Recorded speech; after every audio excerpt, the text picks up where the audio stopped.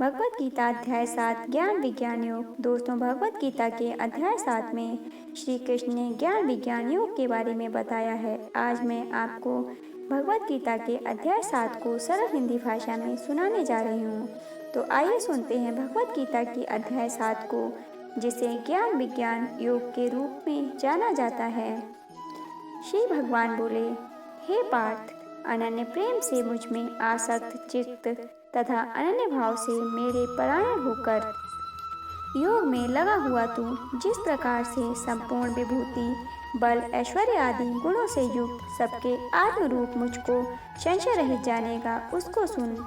मैं तेरे लिए इस विज्ञान सहित तत्व ज्ञान को संपूर्णतया कहूँगा, जिसको जानकर संसार में फिर और कुछ भी जानने योग्य शेष नहीं रह जाता। हजारों मनुष्यों में कोई एक मेरी प्राप्ति के लिए यत्न करता है, और उन यत्न करने वाले योगियों में भी कोई एक मेरे परायण होकर मुझको तत्व से अर्थात यथार्थ रूप से जानता है। पृथ्वी, जल, अग्नि, वायु, आकाश, मन, बुद्धि और अहंकार भी इस प्रकार ये 8 प्रकार से विभाजित मेरी प्रकृति है। यह 8 प्रकार के भेदों वाली तो अपरा अर्थात मेरी जड़ प्रकृति है। और हे महाबाहु, इससे दूसरी को, जिससे यह संपूर्ण जगत धारण किया जाता है, मेरी जीव रूपा परा अर्थात चेतन प्रकृति जान। हे अर्जुन, तू ऐसा समझ कि संपूर्ण भूत इन दोनों प्रकृतियों से ही उत्पन्न होने वाले हैं, और मैं संपूर्ण जगत का प्रभाव तथा प्रलय हूँ, अर्थात संपूर्ण जगत का मूल कारण हूँ। हे धनंजय, मुझसे भिन्न दूसरा कोई भी परम कारण नहीं है। यह संपूर्ण जगत सूत्र में सूत्र के मणियों के सदृश मुझ में गुथा हुआ है। हे अर्जुन, मैं जल में रस हूँ, चंद्रमा और सूर्य में प्रकाश हूँ, संपूर्ण वेदों में ओंकार हूँ, आकाश में शब्द और पुरुषों में पुरुषत्व हूँ। मैं पृथ्वी में पवित्र गंध और अग्नि में तेज हूँ, तथा संपूर्ण भूतों में उनका जीवन हूँ, और तपस्वियों में तप हूँ। हे अर्जुन, तू संपूर्ण भूतों का सनातन बीज मुझको ही जान। मैं बुद्धिमानों की बुद्धि और तेजस्वियों का तेज हूँ। हे भरत श्रेष्ठ, मैं बलवानों का आसक्त और कामनाओं से रहित बल अर्थात सामर्थ्य हूँ, और सब भूतों में धर्म के अनुकूल अर्थात शास्त्र के अनुकूल काम हूँ।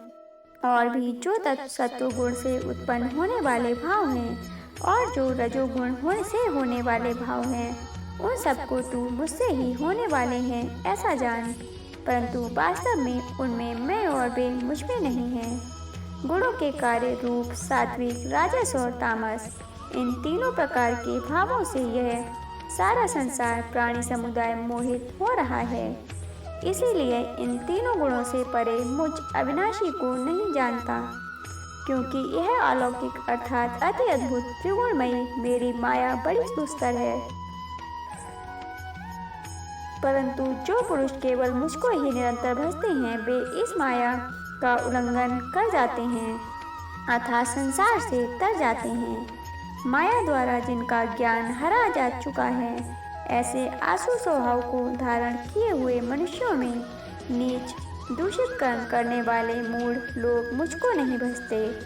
हे भरतवंशियों में श्रेष्ठ अर्जुन, उत्तम कर्म करने वाले अर्थार्थी अर्थात सांसारिक पदार्थों के लिए भजने वाला, आर्थ अर्थात संकट निवारण के लिए भजने वाला, और जिज्ञासु अर्थात मेरे को यथार्थ रूप से जानने की इच्छा से भजने वाला, और ज्ञानी, ऐसे 4 प्रकार के भक्तजन मुझको भजते हैं।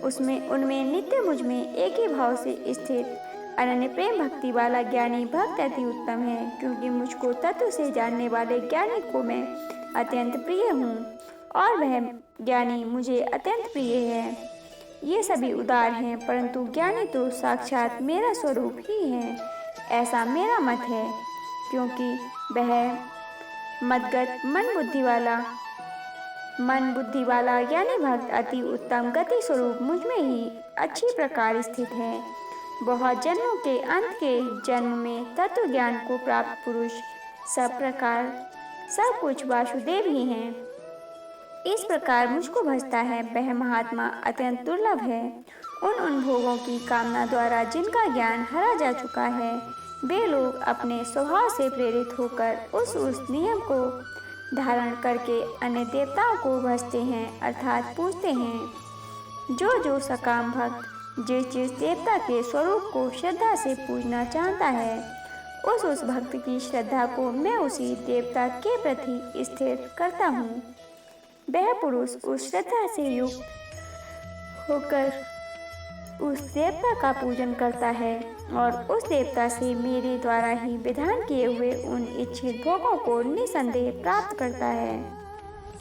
परंतु उन अल्पबुद्धि वालों का वह फल नाशवान है तथा वे देवताओं को पूजने वाले देवताओं को प्राप्त होते हैं और मेरे भक्त चाहे जैसे ही भजें, अंत में वे मुझको ही प्राप्त होते हैं।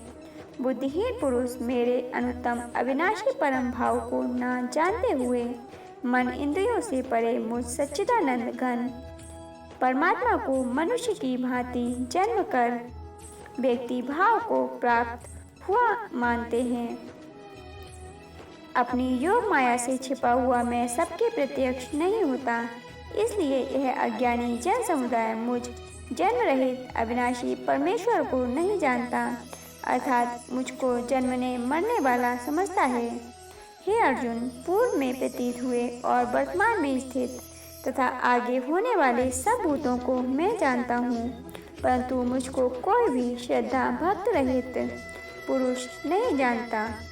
हे भरतवंशी अर्जुन, संसार में इच्छा और द्वेष से उत्पन्न सुख दुख आदि द्वंद्व रूप मोह से संपूर्ण प्राणी अत्यंत अज्ञता को प्राप्त हो रहे हैं, परंतु निष्काम भाव से श्रेष्ठ कर्मों का आचरण करने वाले जिन पुरुषों का पाप नष्ट हो गया है, वे राग द्वेष जनित द्वंद्व रूप मोह से मुक्त दृढ़ निश्चयी भक्त मुझको सब प्रकार से भजते हैं।